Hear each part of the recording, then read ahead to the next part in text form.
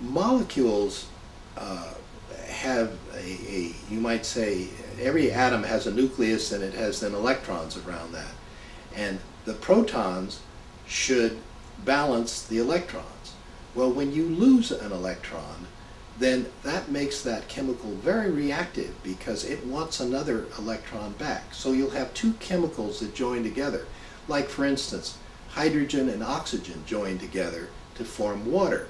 The hydrogen is sharing electrons with the oxygen, and so they stick together, and that makes the water molecule.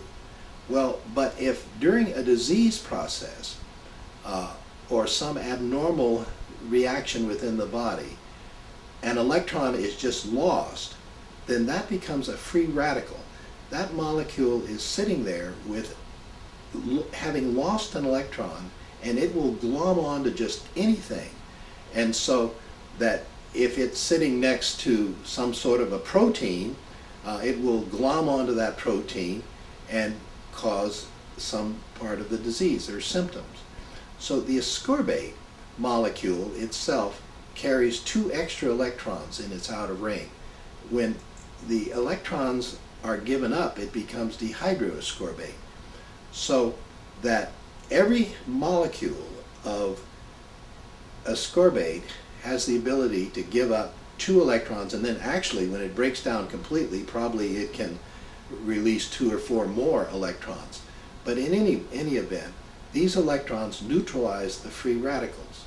Now, ordinarily, the body's metabolism comes up with these electrons in the mitochondria. These are these little organelles within the bodies that make ATP, which is what provides the energy for muscles to run on, but they also provide chemicals that refuel the vitamin C.